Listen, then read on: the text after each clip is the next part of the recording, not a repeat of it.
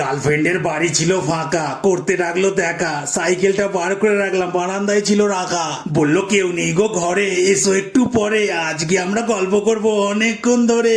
বললাম কোথায় গো সব, দিচ্ছ না তো ঢপ, সাইকেল কিন্তু চালাতে শুরু করে দিয়েছি ঘপাঘপ। বললো দাদার জন্য গেছে, মেয়ে দেখতে কাছে, সময় তো একটু লাগবে ফিরতে, গল্প করে নেবো তার মাঝে। আর করিনি দেরি, প্যাটেল মেরে তাড়াতাড়ি গার্লফ্রেন্ডের ঘরে ঢুকে গেলাম সরাসরি। সময় নিয়ে স্বল্প শুরু করলাম গল্প, প্রেম আমাদের সবে জমে উঠেছিল গল্প। দেখি দরজায় দিচ্ছে ধাক্কা, বললো বাবা হবে পাক্কা, আমি তো কি জোর একটা বুকে খেলাম ধাক্কা। এই মেয়েটা মারলো জ্বালিয়ে, টিভি রেখেছে মনে হয় জোরে চালিয়ে, মেয়ে দেখতে গিয়ে আর লাভ নেই রে, ও গেছে কার সাথে পালিয়ে। এবার কি করি, কি করবো গো হরি, ধরতে পারলে আজকে আমার ফাঁসিয়ে দেবে ভুড়ি।